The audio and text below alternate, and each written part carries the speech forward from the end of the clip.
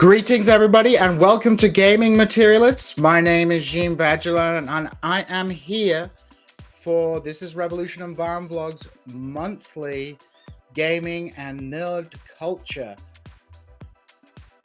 podcast / YouTube show. And today we have an extremely exciting show about a topic that we've tackled on this show before: Vampire the Masquerade by White Wolf. We have talked about extensively, but today we're going to be talking about the step brother and or sister of Vampire the Masquerade, which is Vampire the Requiem, the edition that came out in the early 2000s to replace the original Vampire. In addition to that, I have exciting news, which I was hoping to keep a secret, but Varn can't resist just tweeting everything. So if you follow Varn's tweets, you will know. We have a new crew member joining us today for the show, and hopefully who will be a regular on the show, part of the team. And I will introduce that new person right after I bring in the one, the only, the greatest Sean King impersonator in human history, C. Derek Varn. How you doing, C. Derek Varn? Hello. Ready to talk some Vampire today? Yeah, I am, and I'm going to be defending the honor of Vampire Requiem, but even more importantly, Chronicles of Darkness / New World of Darkness, depending on when you entered it. I would have really liked to have seen you in a LARP dressed as a vampire in the early 2000s. I can totally picture that. I bet you were a very serious vampire player. You were like, no, we're not joking here. I am a Lord of Darkness. No, I was not like that. But I did actually. I had a job running a LARP for about a year in 2000. Before I took my most infamous job, but I generally played a Cappadocian, so I would just dress like a monk who was very pale. Oh, well, that's not a lot of effort there, Varn. Not impressed. Well, letting me bring on now our third co-host and member of the team. You can see her down in the bottom because her picture is there. It is the one, the only Discourse. Welcome, Discourse. Woo! Hey. Hello. Have you ever dressed up as a vampire? Not to LARP, not to play World of Darkness or anything. Although I've always wanted to get into a LARP. Although I have heard some horror stories about World of Darkness, not the good kind either. Although I do own like a little book that is like it's like from the mid 2000s. That's all about like building like costumes, that stuff for like World of Dark. I think it was published by White Wolf at the time. It's got full of images and stuff. Found it in a charity shop. Picked that one up. Never been able to implement it. Well, considering your YouTube channel and the artistic renditions and shorts that you do, your love of 90s style video game shorts. I think it's only a logical step for you to do a vampire LARP. I think you're very close to that territory. It's gonna happen one day. It definitely is gonna happen one day. It's just a question of when, I guess. the great vampire LARPs. Well, yeah, I think with the vampire LARPing, I don't know if any of you. I know, Varn, I think you saw it. There was a White Wolf documentary, which was more like a kind of hour and a half infomercial, and they had we watched it together for a show. Yeah, we did. We watched it for a show, and the scenes they had with the LARPs, it was like, this is not what a LARP looks like, because they had like all the beautiful people, like the statuesque men and the sexy women, all like, it's like that's not what a LARP looks like. This is like that kind of like respectful sexual tension, and that's also perhaps not what, you see, this is why vampire LARPing is a little creepy to me, because it's like, I don't know, it gets a little bit too, it seems like it would get a bit too touchy-feely for my liking. Spencer Leonard would probably call me a prudy conservative millennial, but I don't want people getting up in my face, and I don't like other people's bodies, whatever they look like, that's Just why generally. that's why Dungeons and Dragons is a far more wholesome LARP. Just beat people across the face with a plastic sword and be done with it. I don't know. There's all sorts of problematic magic in Dungeons and Dragons as well. Yeah. Don't I watch the LARPers in the park outside my house. They seem pretty wholesome. They From what afar. kind of LARPers? The D&D kind or the vampire kind? No, the D&D kind. There was a documentary called The Games Master or The Game Master, which is maybe like from 10, 15 years ago. I don't know if any of you ever saw that one, but it was about people who did live action role plays, and it was probably the most depressing documentary because, like, you have all these people that are kind of like silly and a joke. Like there's a guy who thinks he's going to be a novelist, and he's like really arrogant. He's like one of those like really annoying players. He's really arrogant, but then it turns out like that he can't keep down a job. His wife is like super depressed. He neglects his children, and he's having like big sight. It's like, dude, why'd you just drop this ball? And then there's this woman who walks around dressed as a drow elf all the time with the whole makeup on. And she's like, it's like, when I was 16, I got pregnant and ran away with like a 37-year-old, and he abused me. It's like, Jesus Christ, man! Like, why would you drop this stuff? This is so horrible. And also, kind of like, they, kind of scintillation, but it really It really made me depressed about LARPing. But enough about my phobias and fears and my terror. We are talking about Vampire the Requiem. What the heck is Vampire the Requiem? Well, to people like me who played Vampire the Masquerade, it was a betrayal. It was a deep betrayal. I had all the books, the original White Wolf vampire universe, and then they blew it up. Literally, Good they blew it riddance. up. Good riddance. They issued a book called the Gehenna Book, which was the end of the world, and that was it, the end of World of Darkness. But soon, it was born again as Vampire the Requiem, which was a kind of reboot of White Wolf's world, and a reboot which I don't think gained the popular, the popular, the place in popular culture that Vampire the Masquerade had. But for some strange reason, it has many defenders, and I am speaking with two of them today. So, before we get really into it, I want to ask Discourse, was Vampire the Requiem, like, how does that fit into your evolution as a role player? And did you play the original Vampire, or was this your introduction? Because you are a little bit younger than Varn and I in terms of so your gaming generation is somewhat different. Yeah, so I think that I think this is the thing, right? Because Vampire the Requiem to me was always like the vampire game. It wasn't Vampire the Masquerade. I came in, I think, slightly later than you guys. I came in after the transition from Vampire the Masquerade over to Vampire the Requiem. And the thing is that whenever I started role playing, I started with Dark Heresy. Like I pretty much stayed away from Dungeons and Dragons for years. Like that was like a much later game I played. So I started with Dark Heresy, and then I got into World of Darkness from there. So and like Warhammer Fantasy and stuff like that. So the kind of darker TTRPGs were always the ones that I really enjoyed. That I got into World of Darkness alongside Call of Cthulhu as well. And the reason, so Vampire the Requiem to me was always like the vampire game. I was aware of Vampire the Masquerade, but Vampire the Masquerade, to be frank, looking at it from someone who has played Vampire the Requiem, Vampire the Masquerade, it always felt like a very bloated, kind of strange experience. The kind of the storyline that they had going on, this running storyline, it seemed like the game had. Whereas to me, the strength of Vampire the Requiem was that it was a story. You basically, as the storyteller, the GM in the sort of World of Darkness parlance, you had complete control over the setting. It was explicitly designed so that you could control the setting and the story and the kind of environment that your players were within.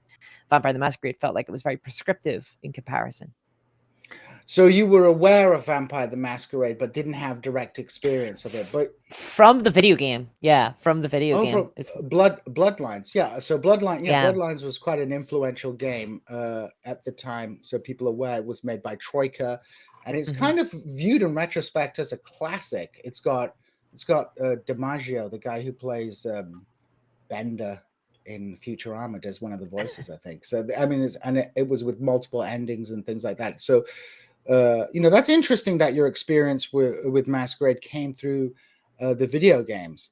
So turning to you, Varn, what about you? You're an old hand at Vampire. Like when you ran your Vampire LARPs, you were running Masquerade LARPs, I assume. Yeah, we were running Vampire to Dark Ages LARPs, but so you still have some of your fun ridiculousness as regards to costumes, Gene.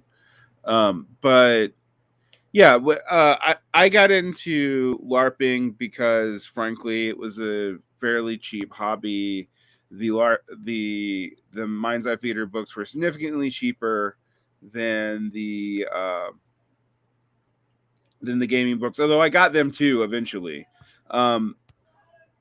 And I also, when it actually happened, I felt betrayed, but not because of the game. I felt betrayed because people don't remember this about White Wolf. They were literally releasing like 6 books a month for a decade. Like, it was impossible to. So by the time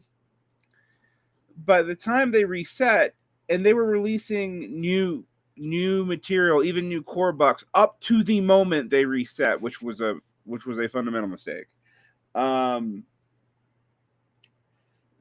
By the time they reset, everyone was angry because they'd invested I don't know, thousands of dollars into a huge library of books. I think the other thing that we have to talk about in regards to LARP, yes, there are Vampire the Requiem LARP rules. But it's actually built for tabletop. That's what it's for. And one of the things about the LARP rules is that you had 2 massive organizations, one owned by White Wolf, one not, that ran these giant unified games that they would literally not just we're not just subject to the changes in anything that was published in the book. So it's this extremely massive and frankly incoherent canon that they had built, but also often were where they got some of the storylines. I mean, it's kind of an open secret that a lot of the Metaplot was just stolen from some of these massive games, and these games were massive. I mean, the OWBN, which is the One World by Night, and the Camarilla, which was literally owned by White Wolf, had gaming chapters that would have people fly out from like Ireland or the Netherlands to the United States to play these games. So, the reason why you had sexy LARPers on that thing is because, well, there's so many people involved that you can find a few people who seem functional. And so this was a slap in the face to that too, right? When this happens, everything resets. There's an immediate, we already talked about this. There was an immediate legal rights struggle over the Camarilla because it's kind of ended by White Wolf. Somebody else tries to claim it. They end up suing their fan base, but the claim was one of the few times where I say, well, White Wolf was actually kind of in the right, because what the people were trying to do, they were trying to claim it and then sue all these other One World interlinked LARP games out of existence. So it's not a simple case of like the fans versus the company. Yeah. It's the fans versus the company versus the fans. So we know that dynamic. Yep, we do. So what you're saying is, so White Wolf you would say botched that transition They- through yeah. through bad business practices. Totally. I can't, is there another company that releases new books every month and then does a new edition that makes all those books suddenly? I wonder what company might do that today. I'll say this much about Games Workshop: at least they sort of survive the transition each time. They do. They do survive the transition, which Yeah, is interesting. Which They're is kind of it's unique interesting in that regard, actually, because it's destroyed. I mean, it destroyed TSR. Yeah, So- it destroyed Dungeons and Dragons. It destroyed White Wolf. Games Workshop, and I suspect Games Workshop it survives it because it's not just books. There's like a tactile, like miniature investment, and the books are secondary. Whereas if you're dealing with something like a role play game, the book is your primary thing. So I mean, people aren't going to collect Games Workshop because they want to buy a Space Marine Codex. And there's not as much of a physical investment in it either, right? Like you're not as invested in the hobby because you can just like play a different game. It doesn't. I mean, you forget about your characters anyway. You leave your characters whenever you're done with them most of the time, anyway. But you can never leave your pile of shame. That's true. Can't leave your miniatures behind. You can't leave never leave a miniature behind. So they botch this transition. They do a bunch of things, and then Requiem comes up, and there's a kind of reaction to the community. But like with many things, and I've spoken to both of you about this, like there is an improvement. I mean, like role play games from their inception don't come into the world like fully formed and perfect, right? And there's an extended period of game design in which we see many iterations of many games.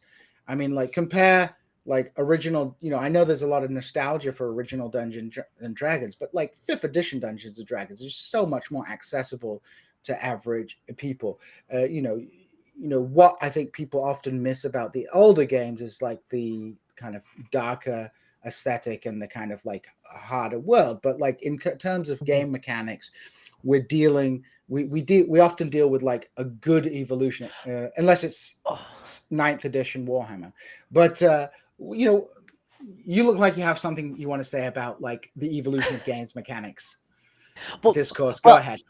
Not necessarily mechanics, because I was just thinking, because I know there's lots and lots and lots of people. In fact, I would say it's probably more of the default position for most people that they prefer Vampire the Masquerade, and I sort of, and therefore they kind of prefer the old World of Darkness.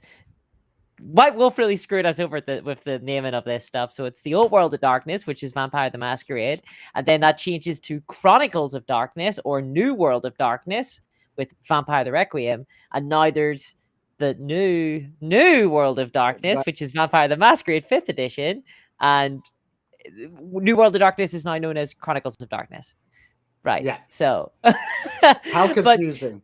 Right. But for me, I always perceived Chronicles of Darkness as a very almost superhero-esque game where the sort of power levels were so absurdly strong. The Metaplot had kind of destroyed. Like, to me, the sort of original Vampire the Masquerade doesn't feel like much of a horror game.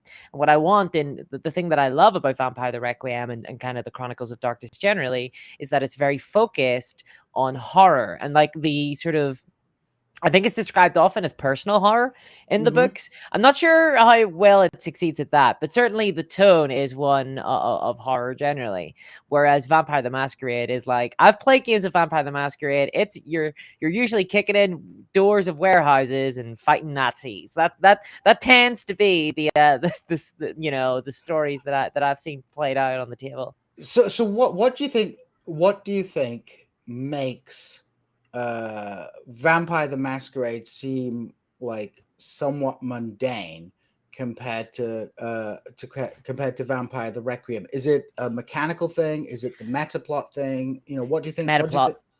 What would you say the core difference then is in that metaplot? So I would say for people who don't know, in Vampire the Masquerade, it is by the early 2000s a really bloated metaplot, and if you like read all the books, it's like there's a ghoul, a vampire around like every corner. It's like, they're like fish and chip shops. It's like there's so many conspiracies, they become mundane. How does this differ in Requiem?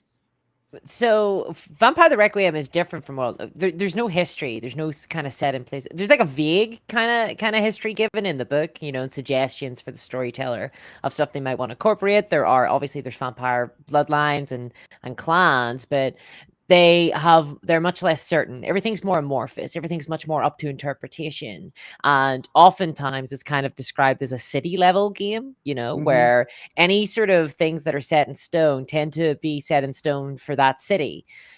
Conversely, Vampire the Masquerade is very much like, here is the history of vampires. Mhm. All of vampires were made in 1301, right? Like Yeah. it's like very much set. And what that does is by giving players this almost encyclopedic knowledge of all of the monsters and everything that has happened in the world, it completely scrubs the history. And one of the things that horror, I think, really relies on is the unknown. It requires things to be uncertain. You need to be unsteady in the world. You need to be afraid of what you could turn around and find because it could be anything.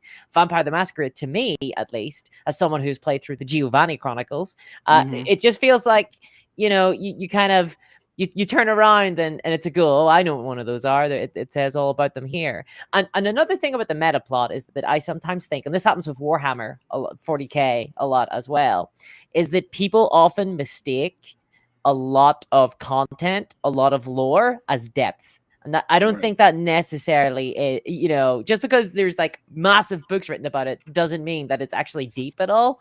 And I don't think that the World of Darkness is. I think that's a really important observation, especially with regard to like how we perceive fantasy and sci-fi lore, in the sense, like you say, like what expanding lore in official canon is. And just a plug to Sublation magazine here, we actually had an article in Sublation by Stefan Bertram Lee about fan fiction and is it legitimate. By canonizing like a setting, you are destroying the mystery of that setting to a certain degree. And at the same time, of course, why it is being canonized is pure economics. It's commercializing people's wonder. But every time you go to that fountain to try and make money off it, you diminish the awe and mystery. Yeah. Oh, exactly, right. And but I will say though, there is something to be said for having like a big canon, like Varn was talking about earlier with the LARPs. I mean, that sounds fun. Being able to take part in games that actually, you know, impact on the sort of shared universe, and everybody has to agree now that that thing that happened in LA actually happened. That if we all Mm. agree that that's the case, and now my future games are going to be played under the assumption that that occurred. Like that's the really cool part about the meta plot. It's just that when you have something like that going on for like 10, 15 years, it just becomes convoluted. I don't know if there's any way, especially if you're letting players stuff interact with the world. It's hard not to get it convoluted. Yeah, I think that one of the things you have to deal with that, and then I'll start talking about Requiem, but is that not only does it become convoluted, the mechanics and the power sets were constantly evolving, but the meta plot was canon. So this actually led to like things happening in earlier forms of White Wolf that they would try to play test out, but they put it into the canon, and it is canon as this event happened this way. This when they brought White Wolf back into new World of Darkness, which is really old World of Darkness, but not actually because we ignore parts of it. What you see is this became a mess that's almost impossible to clean up. And one day we'll have to talk about Fifth Ed Vampire, because it's not a terrible product, but it's really hard to actually play because it's even hard to know what is and isn't canon now. It's a problem. I think the other dynamic we have to talk about, though, this metaplot stuff also appeals to the kind of nerds that get into all kinds of fandoms. This is more of a fandom issue, and so you have the same problems. Requiem Requiem comes out. I actually think there is a mechanics element to this because another issue that you've always had with the old World of Darkness is that the rule systems were not compatible. You actually start off as a superhero. There's no real way to start off as a human because there is no actual shared mechanic between the games, which is crazy. But it was also it was part of the superhero problem that we're talking about. Like depending on what you brought into another game, if you use the rules as written for it in its core book, everything could insta slaughter everything else. But the rules weren't compatible either. So like if you're running a mage game, the mages are going to win. If you're running a vampire game, the mages are going to lose, even though it's ostensibly the same world. That's a problem. And then there's I think the third problem, which I think was a real problem for them. And when we talk about in the early 90s, a lot of these you got a lot of white dudes from the Midwest and the South trying to incorporate cultures to be progressive, and they really are trying to be progressive. But they're also coming out of the same idea of role playing as D&D, where there's ethno essential traits and stats, and then you also mythicize it.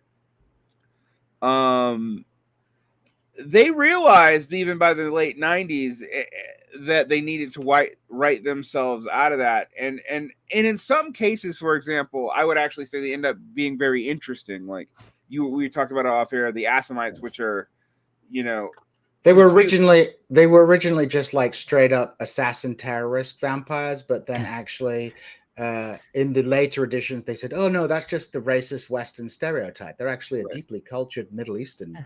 I think all the Romani Ravenos, the Romani ones were they just kind of killed to get rid of. Frankly. No, they upgraded them. Originally they were just like Romanis, but then it turned out the reason Romanis were Ravenos is because Ravenos were the ruling vampires of India. So they did kind of try and do those things. But it is, I think, both the lore and the mechanics are interesting. Like in Vampire the Masquerade, they evolve. Like it's like an ongoing iteration process. But then when you shut down and start a new edition, like it's like you can reset everything. So like Discourse, you made the point about the metaplot, and I think I hadn't thought of that, but yeah, I think when all your players kick down a door, someone does a funky power, and it's like, oh, that's like a 8th level Bruja using his light presence on us. It's like oh, it's just like there's no mystery to it. But by like having a Vega metaplot makes a lot of sense to me in the sense that you can still probably scare your players. And then of course the point Varn makes about the mechanics is also interesting, because that's a moment where you can take stock of like what's working and what's not working, because we see this in like all kinds of games. We see it in Warhammer, we see like just rule bloat. It's like inevitable things becoming like unbalanced, inevitable, and the fact that there's a tendency amongst nerd gamers to, like, because there's nothing stopping you from playing Vampire the Masquerade but changing all the lore. But for some reason, like, I don't know, why do you think people can't do that kind of role playing? Well, I actually think there are things mechanically stopping you from doing that, because the generation thing in that version of the game is written into the game, and it doesn't make sense that much without the metaplot. There are other things that you have to deal with, like the power sets of the disciplines are high, and this is actually unique to Vampire, even in the White Wolf world, are highly rigidly prescribed, but occasionally aren't. So how does it? Yeah. So I was going to ask Discourse, how does it work in Requiem? What how do vampires and powers work what makes it a better game in terms of mechanics? So I mean, like, I'm gonna be honest here. Okay, so Vampire the Requiem isn't my favorite World of Darkness game. Me either. My favorite is Hunter the Reckoning. Is my favorite. I gotta say. Is- What's yours, Varn? My favorite World of Darkness is Mage the Awakening, and then I also Mage. really like Changeling the Forgotten. Isn't it No, it's not Changeling the Dreaming. It's not the Dreaming. Yeah. The Dreaming is the original one, right? See, Yeah. to me, they all get conflated in my Dude, head a lot. So wait, It's kind of Hunter. like- What's the Hunter from World of the Vampire the Masquerade? Original. World? That's Yeah. Hunter the Vigil. Hunter the the No, Vigil. Flitch it. Actually, it's Hunter the Vigil is the new one, and Hunter the Reckoning is the original. Yeah. Okay. Yeah. So- yeah. Because the original Hunter, they had superpowers. Right. Yeah. They were all. I don't know if you guys know the Exalted setting that they do as well. Yeah. So it was meant to be sort of originally like that. Whereas the Hunter the Vigil then for the new WOD was mortals, just guys, normal average people trying to take down sort of supernaturals, and that's my favorite one, where you don't get to play anything super powered at all. So the way they actually suggest starting off a Chronicles of Darkness game is there was the World of Darkness splat book, now the Chronicles of Darkness splat book. There's a second edition. They're also confusing because even though we refer to Vampire V5, Requiem and all the Chronicles of Darkness have 2 editions too, but they're just mechanics changes. They're not. So yeah, trying to explain this is like trying to explain early D&D to people. It's nearly impossible. But the way the first book that came out for this reset was actually a little blue and black book that you play a mortal, and the rule set starts with the assumption that you're coming into this most of the time as a human being, and you do not start off as a superpowered whatever. And you transition into whatever other game you're playing. That was the way they wanted it played. It doesn't end up being played that way much, actually, but that was the way it was designed to be played. Hunter the Vigil is just takes that spot book and just does it to the next step and involves like, well, what are humans going to do in this situation once they realize this is going on? And that's it. That's all it really does. And you're right. Hunter the Reckoning, you have faith-based superpowers. Yeah, so it is interesting. Now, it's not the other thing that's interesting about the world is they want to get rid of all this essentialism, and it's not just racial essentialism. Like, there are political philosophies that are biological clans. That makes sense. Like the Bruja are anarchists, but they're also sworn to sow the seeds of anarchy. Yeah, but they but also have the. Yeah, they're effectively a vampire ethnicity. So it's like what? Like, so what they separate that out in Requiem, right? So they have the covenants and then the clans, and the covenants are more like a political ideology, and the clan is more like your family of vampires, and they're actually two separate things. And the other thing it does is in the vampire universe, nobody's clearly a good guy, but and I will defend Masquerade, and it wasn't written to be that way, but in the way it was actually played, there's the good guys, the Camarilla, the bad guys who are actually cooler, the Sabbat, and the real bad guys, I forget the Bali, who kind of show up later in modern stuff. The devil ones. Yeah, the actual demonic ones. And there's also demonic ones in the Sabbat, which is confusing too. So this actually realizes the problem with that and isolates different elements of those two major sect groups, the Camarilla and the Sabbat, and separates them out into clear political factions that also can exist in the same city and not always be hostile to each other. So there's no eternal war going on. And so you get 5 base power splats clans, which are much less important in Requiem. They do get developed over time, but when the Requiem really initially comes out, clans barely matter. They're just kind of telling you what your disciplines are. And then you get the 5 political philosophies. Now, in all Chronicles of Darkness games, this is true for all the other splats too. So Werewolf has 5 and 5. Mage has 5 and 5.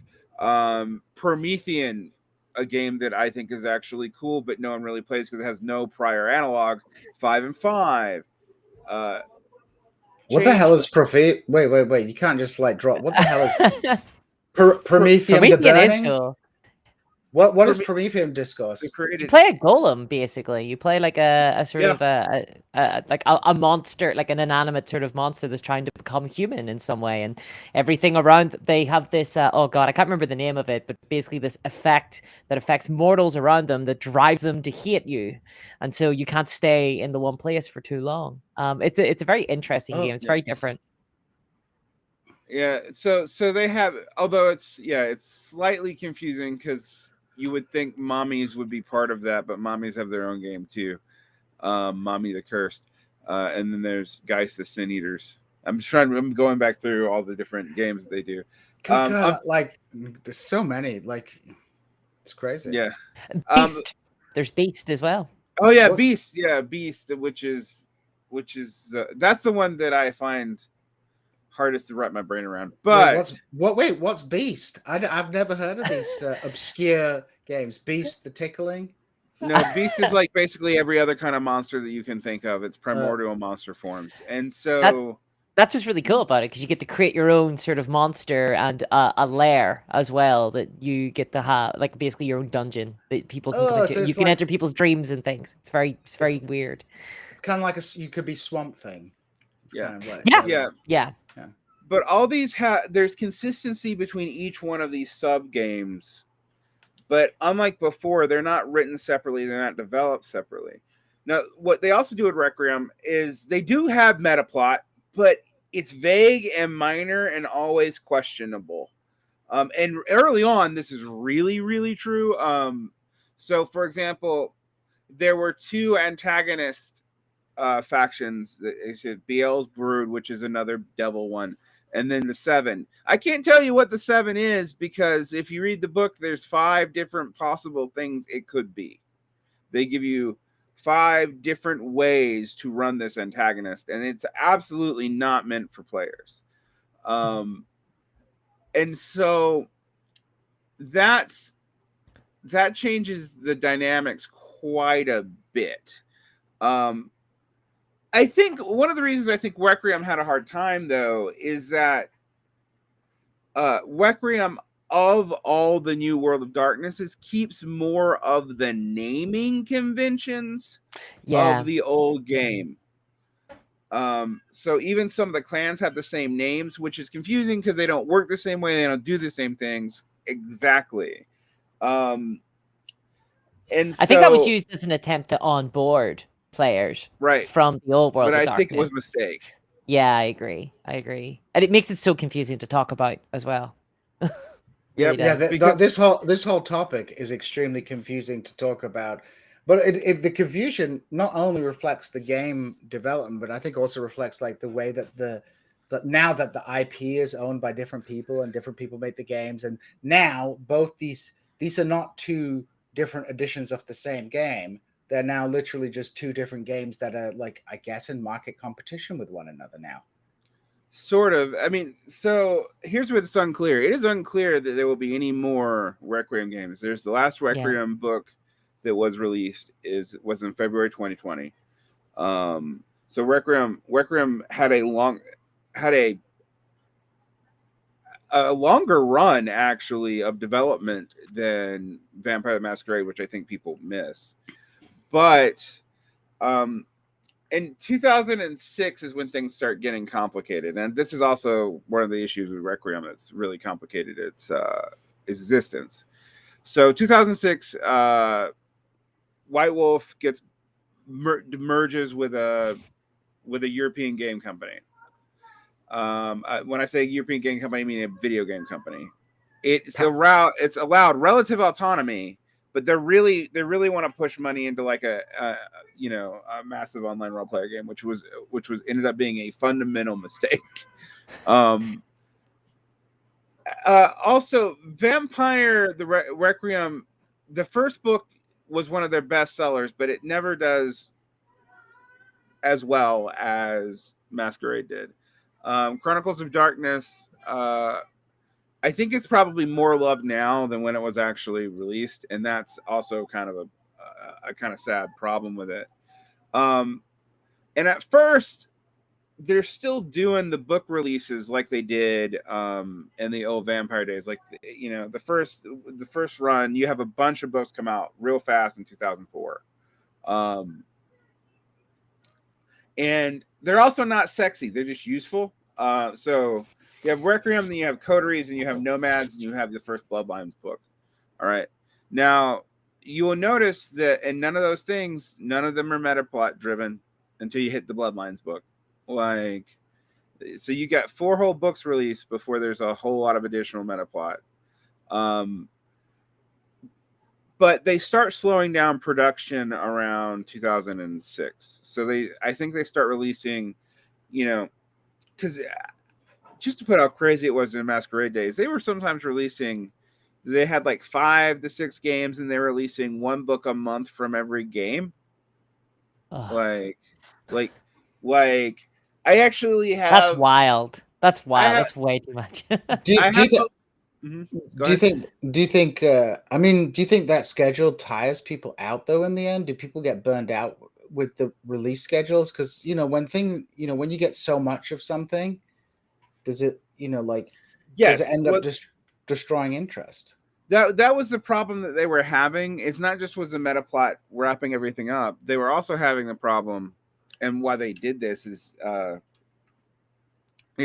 sales were flagging dramatically after Second Ed Vampire. So Second Ed Vampire was for edition. I think Third Ed Vampire. Whatever. Revised Ed Vampire. It's hard to know because their naming conventions don't stay the same. They call the current Vampire game Fifth Ed, but Second Ed was not called Second Ed. It was like First Ed Revised, and then there's the 25th anniversary. No, that's after. That's the first edition. Oh yeah, and then okay, yeah. Right. So yeah, this is the problem, right? So there's a third release, which I just have to note here, roleplay game developers are not very good systematic thinkers. It's come on, guys. Just like make things easy. At least the D&D people, like at least once Wizards of the Coast got their hands on it, they like give it nice numbers and it's easy to talk about. But that speaks to the development of the business. Like this is like new territory, right? Yeah, well, I mean, particularly, that's the other thing I think we have to be somewhat forgiving when we talk about Masquerade. If you encounter Vampire the Masquerade or Werewolf the Apocalypse or whatever in the mid-90s as a kid, it is fundamentally different from anything else because it's basically consistent IP that has a very mechanically kind of ingeniously simple role-playing system. You only need 1 dice type. Like you count successes and you go. I mean that does not change. They do clean up a lot of the other mechanics, but that fundamental dice mechanic is consistent to all forms of this product. And that was designed deliberately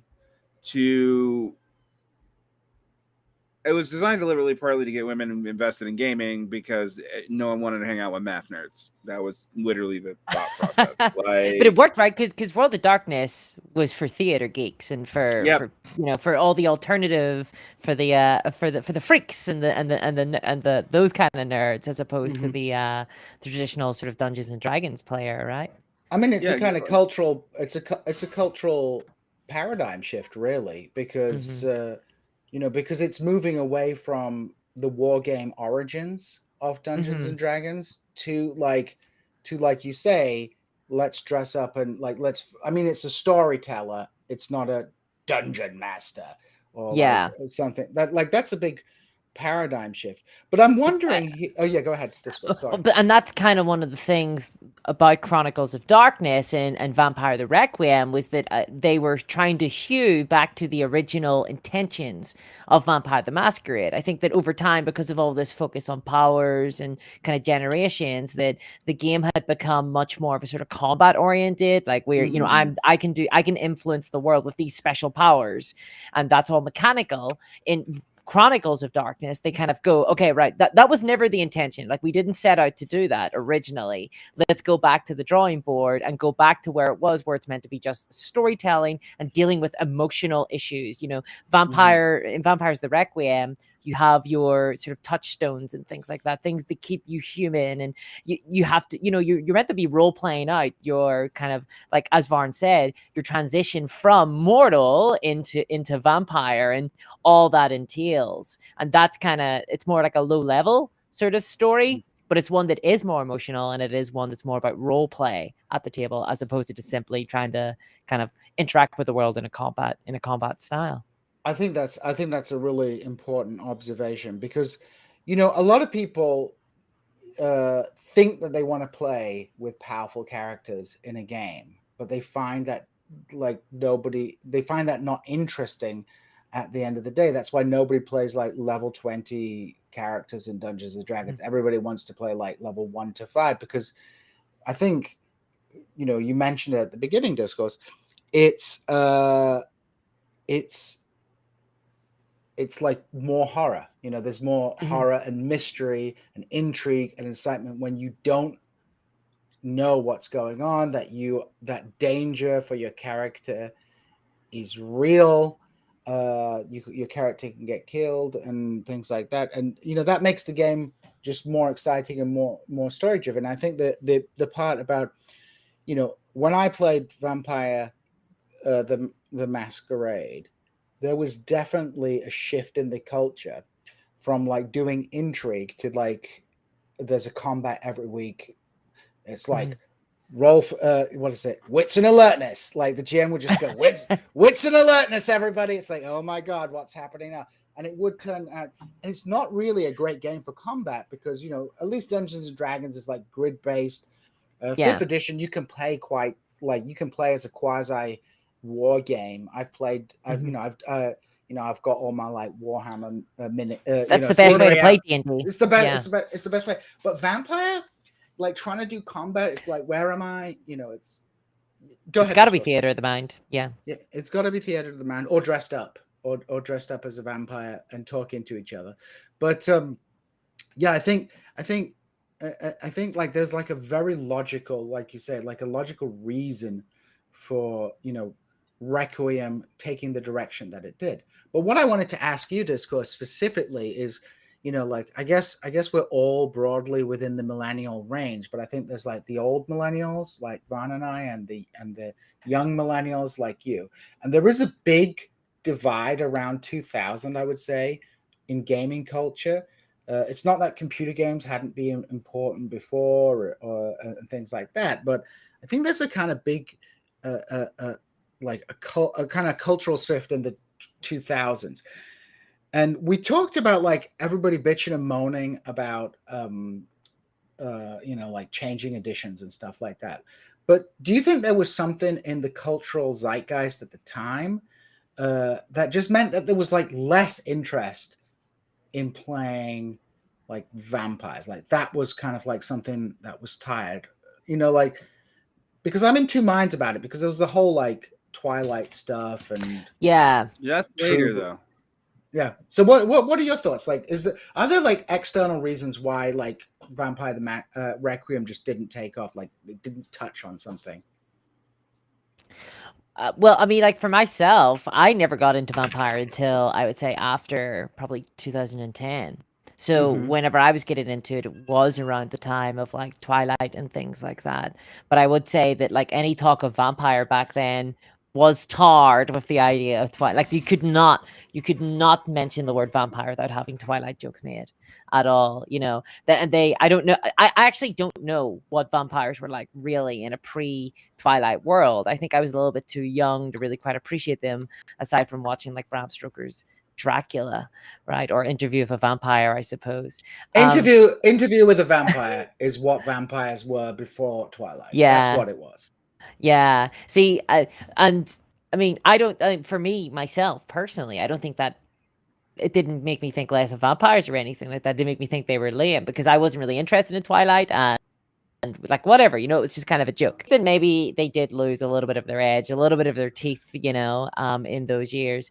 For 2006, honestly, I have no idea. Like in 2006, I was still just getting into Warhammer, so I had no idea about about vampire. It was all like at that stage, I had no idea about it. So I do think, you know, I actually think I have a pretty good theory because there was a backlash against vampires in the late 90s into, and it got even worse after 9/11. But there was, if you like look at films, for example, like monster horror films, you have a shift in the mid to late 90s from vampires to zombies. One is you have a general movement away from gothic horror into more visceral horror, torture porn, that sort of thing, and this is not that either. Two, I mean, the Underworld series literally stole many elements straight out of Vampire the Masquerade, and that was, and so between that and Blade, the superheroization of vampires was total. I mean, you know, the one of the concept artists for Blade is literally the main artist for Vampire the Masquerade's early art. Oh wow, I didn't know that. Yeah, huh? Yeah, So they didn't credit, and they didn't credit him at first. Like they just stole his artwork, stole his aesthetic, and then they like, I think for the second movie they were like, yeah, sorry, we didn't pay you. How about we pay you this time? Wow. Okay. So it had been injected into the culture as part of comic book culture, but we hadn't had the comic book movieization. And frankly, also 9/11 happened and scary stuff. Like, I do think there's a real sense that the gothic horror stuff was dying anyway, but that finishes it off. You don't have gothic horror movies really after 2001 until the late aughts. And when vampires come back, they come back almost with the idea of like the world of vampires, like the Vampire Diaries, whatever, is the idea of vampire as a metaphor for teenage sexuality problems, and that seems to come out explicitly in American culture of the 10 years where, like, well, you had a whole bunch of nerds learning how to talk to women poorly playing Vampire the Masquerade. Like, so are you saying that that's where True Blood came from then? Yeah, I do. I think that as well. I mean, True Blood is another Vampire the Masquerade ripoff. Like, yeah, it is. It is. I would not be surprised if I was to discover, because like the ancient generation vampire stuff. I mean, that also goes back to Anne Rice. But if I was to discover that, like, the author was a vampire player, because the way that works very much feels like when I watched the show I think it was in 2009. Or 2010, because I was abroad. I was like, this totally rips this off, but people don't know it because this has been out of this niche nerd culture was effectively dead at that point. Did you enjoy True Blood? I mean, but it was a different tone, wasn't it? It was like funny, like vampires are funny. Like they had the first season. I think True Blood's one of these things that the first season is very different from the later seasons. So. It was a drama, right? It was more like a CW show almost by then. Right. It was like Smallville or something, where you get to know all the vampires and find out about their lives and root for them. Right. There was the weird Jaguars. I just remember they had the weird Jaguars who were like rednecks on meth. It was like, what the hell? It was crazy. That's like a Vampire the Masquerade game. Yeah, Like, no, that it is a like lot like a Vampire Masquerade game. I have to say, yeah, it's like True Blood is really what, like, like Interview with a Vampire is what, like, Vampire the Masquerade players like believe that they're playing. True Yeah. Blood is like what they're actually playing. Yeah, that's it's like, oh no, who's Suki gonna hook up with this week? Is it gonna be the Viking guy? It's like we got to go take down the meth dealing weird jaguars. It's like, come on, that's pure. That is that's pure Vampire the Masquerade. I think the other thing that I will say with Requiem, Vampire Masquerade could never figure out what age group it was actually aimed at. Like, it was ostensibly aimed at adults, but not really. Like, it was really aimed at older teens. When they tried to be more adult, it got more violent and booby-y. Like, that was what they meant by adult. It wasn't more adult. The exception to that, I think, is actually what you played through Discourse, and that's the Giovanni Chronicles. That is the actually mature, and it's not that mature. Like, I hated the Giovanni Chronicles, by the way. I hated it. It's not great. It's not a good. Why did you hate the Giovanni Chronicles? Well, firstly, it was kind of sold to me as like the big game, right? Like the big Vampire the Masquerade. Like, this is the sort of, the way. Oh God, like, I'm trying to think now of some other. It's like the iconic sort of like game for Vampire the Masquerade. Giovanni Chronicles and Transylvania Chronicles was sold as the way to play the game. Right. Yeah, and you start off like, see, you basically it walks you through the history of the Giovanni and the sort of the rise of like the Camarilla, I think it is. So you get to see it from the very beginning, and you're like sired into a vampire, and then it goes on from there, and you come back to the same characters at different time periods throughout history, and it's basically a game where your agency doesn't matter. You get to make no decisions whatsoever, because ultimately at the end of the day, you're playing a historical game where there has to be these things that happen because they're important to the meta plot, and it represents everything that is wrong, I think, with the original Vampire the Masquerade. Or at least the thing that I don't enjoy about it. Yeah, like the fact that it ends up, unless you've got a radical GM storyteller who is willing to just use the meta plot for inspiration and really invent something, you're going to get railroaded to a load of bullshit. And that's the problem with, I think, role-play games in general that try and do too much world building. But that's the thing, right? Like, that's what's so glorious about it, because if you're going to play Vampire the Masquerade and then you're going to like make all these radical changes to the meta plot and start fooling around with it and really trying to like get the mechanics and stuff like that to work, why aren't you just playing Vampire the Requiem then? Because that's, that is what Vampire the Requiem is. It is a toolkit, So I kind of have a last question for us to wrap up. So, we've got like a 5th edition, there's Chronicles of World of Darkness 5th edition. Yeah. So we've got.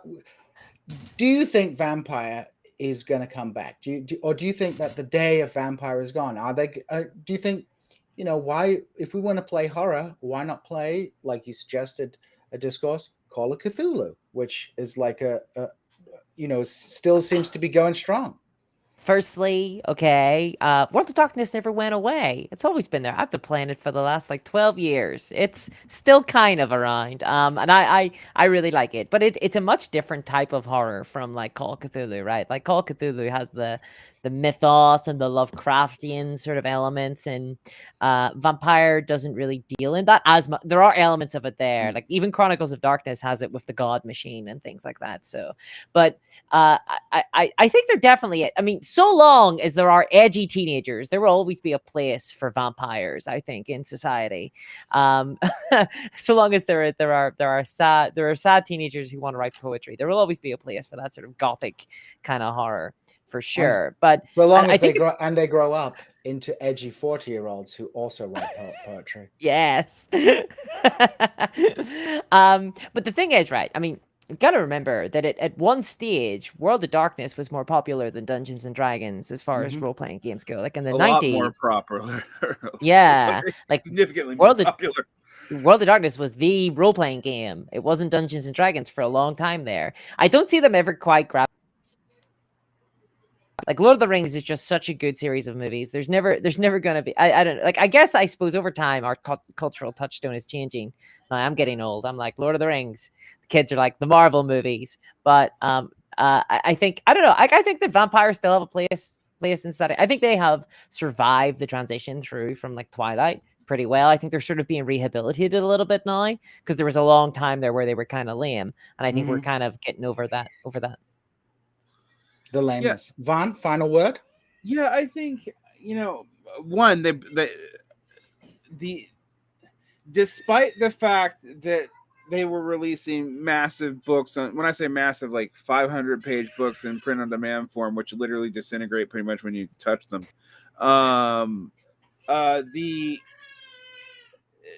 There's still been a market for this, and so much so that various companies have brought back Vampire 5th Edition. The problem that Vampire 5th Edition has isn't that people aren't culturally ready for it. It's that it's had scandal after problem in its release, and it's the company, like, if you thought the complicatedness of the companies releasing Chronicles of Darkness or even Old White Wolf was complicated. There's been 5 different companies associated with the Vampire 5th Ed, including some like Onyx Path, Renegade, Mordifius. I can like it's insane. I think one thing that does have a problem that we do have a problem with now, and I don't necessarily think this is all bad, but it is different. Vampire has always tried to incorporate current events into its metafiction, which is another thing Requiem totally gets away from.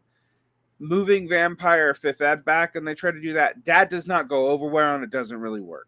Like, it's when almost inevitably when they try to do that, they get accused of something. So for example, they tried to include Chechnya stuff, and that was the big one, and it did not go well. It's pretty grim. I mean, like, like, we have to be real here. Like, I'm known as being a little bit critical of the wokey sensitive stuff, but like, it's a little bit weird to be trying to like do something about people getting murdered for being gay in Chechnya, and like that's kind of a bit offensive, or not offensive, just bad taste. It's a problem you have though with the meta. Like, how do you get around that? Because you're creating an alternative today, and if you're going to talk about like vampires running society, and it's meant to ostensibly be a mirror of today's events, then you've got to explain it in the sense that there are all these conspiracies. So how does something like that happen? Yeah, right? They ran into that before with 9/11 is actually, Vampire the Masquerade was still existent in 2001, 2002, 2003. And in fact, the Time of Judgment comes out of that, right? Which is the Apocalypse metaplots. But one of the things you'll find interesting in those games is they seem to pretend 9/11 did not happen. Well, this is but what is interesting, I think we kind of accidentally stumbled on something as a kind of concluding thought, at least like in the 90s and 2000s, people were able to tolerate that kind of alternative world using political events for like storytelling purposes. But today, Anton Yeager's written about this, Alex Hukuli has written about this. There's like a kind of hyper politics that takes place where everything is turned into politics, because your consumption is your politics. That's why people are like, when the Ukraine war broke out, that's why people were like, well, I don't want to listen to Russian music, because like what you consume is like, it is almost seen as an endorsement to such a level that we get to that level. So nowadays we like, I'm not making a judgment about this. I'm just saying we can't just make a separation between like the real world of politics and our like private consumption of something. our private consumption of something is coming to define who we are in a way. That's why you get all this outrage about like TV shows and things like that, because you know like you can enjoy, like I don't know if this is a generational thing or because of the culture. Like I can enjoy Con Air, which is an awesome movie, even though I know that movie is like a reactionary movie, like it's like a very like conservative part. But like today, do we have that same ability to distinguish between like our private, like what we enjoy, and what is acceptable? How do we strike that balance? I Discourse? think. Go ahead. Discourse was going to jump in. Go on. Well, I was gonna say that people today, I mean, even non-conservatives enjoy The Dark Knight, for example, and that's an incredibly conservative movie with an incredibly conservative message behind it. But people can still enjoy that. I get. I mean, one of the things, the Chechnya thing, I think, could have been handled with a lot more sensitivity. I think for sure. I think that was a fail. I mean, I think that obviously, like these problems will crop up when you're trying to do a meta plot that is based upon real world events that are actually occurring and people are actually being impacted by. But there's definitely, I think that specific moment, the one that kind of that was really big, that could have been handled a lot better by the original. I think it was Onyx. Was it Onyx Path originally did it, and then Paradox took over. That's all. So it's White Wolf, then Onyx Path is kind of a rump core of some of the original White Wolf writers who own their own stuff. But this was actually White Wolf as owned by Mordifius, or maybe not Mordifius, another European company that did this. And then White Wolf is dissolved immediately upon this happening. Kind of botching the release of all this, and now there's several different companies that own part of it, including Onyx Path, who's produced material. One of the issues with Fifth Ed is it's not produced by one company. They've farmed out different books to different companies. One thing that I want to push back on, I think I've read Yeager's and Hochili's piece, but I like to remind people that we were dumping French Rhine down the sewer in 2000. And in fact, in a way that was bigger than even what happened with Russia. You were dumping French wine and eating freedom fries. We weren't. So let me point out to you what your two friends share, that they're not Americans.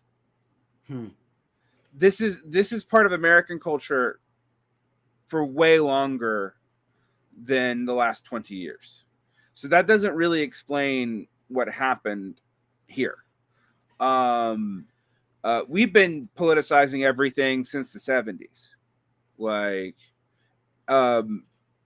that's also why Harry Potter was satanic before it was transphobic, and and in our culture wars, both sides have always done this too. Like, so in fact, evangelical Christians kind of perfected it 40 years before progressives did. Oh, geez. So yeah, I mean, like, canceling things and book burnings is the OG evangelical reaction to stuff. So it's when I hear these things from Europeans, I'm always like, yeah, this is not new here. It's not. And White Wolf comes from here. Well, thanks for exporting it to Europe. Very appreciative. You did it on your own. I didn't do it. You did it. Whatever. You got. Okay. All right. Whatever. There we go. It's just Twitter. It's just Twitter. I never noticed any of it until I joined Twitter, and I was like, oh, right, I was okay. This is where these conversations are all happening. Yeah, I think that's it. Yeah, that's the difference. Is these conversations happened in America in the 90s, but unless it was like being pissed off at the French because they didn't support the Iraq War or something, it would happen and die. It would happen for like 2 weeks and then go away. And now it doesn't go away. That's the difference. It's not. I think maybe that's where the hyperpolitics comes from. But I think it was a problem for White Wolf going back to, though, because like I said, it is a weird, ominous thing when we're talking about world events, but 9/11 doesn't happen. It really is strange. And I think that's going to be true with any meta plot, and that's increasingly why even comic books don't really address it anymore. You will notice that Marvel Comics, for example, not just the MCU but Marvel Comics in general, used to have specific historical references in their stuff. Now they have a house mission not to do that. Fair enough. Well, on that note, that gloomy note, it has been a pleasure, and I'm super excited to releasing this. Thank you for joining the team Discourse, and it's always lovely to see you, Varn. Anything to plug before we sign out? Well, thank Varn? you for Oh, having me. go. Thanks a lot for having me. I'm gonna jump in on. I'm gonna plug my stuff first, Varn. I'm gonna I'm gonna steal your spot. Discourse Miniatures YouTube. I have a YouTube channel basically running over mostly it's miniatures content, miniature wargaming, and things like that. Varn? I have some interviews coming up with Daniel Tutt. I have some cultural stuff coming out where Jason Miles and I talk about 90s music and defend new metal for other things that people don't like people defending. So Jason makes the case that the first backlash against new metal was actually explicitly racist. It's should be interesting. I think people will enjoy that. I have interviews coming out on Christopher Lash, on World Systems Theory, on China, on a lot of stuff because I released too much. And I guess I can announce on this show. It looks like right now I will be at a live show with people in October in LA. It's not 100% certain and pinned down, but we're looking at that. So if you want to meet me, come out. And what is that date? I think it's the last week of October in LA. To be fun. So if you want your parasocial relationship with Varn consummated, come to LA. Yeah, me and I like Jason. it when he yells at me. That's when I feel I've got our true connection. Come yell at me in person. You know, Yeah. we should set you an OnlyFans up where you just like people like pay you to yell at them for 40 minutes. It's like, that actually is a thing. I did not realize until very recently that there are literally people. It's called financial domination. Yeah, that exists. Yeah. Jeez. All right. Well, on the note of financial domination, as we say, This is Revolution. We are out.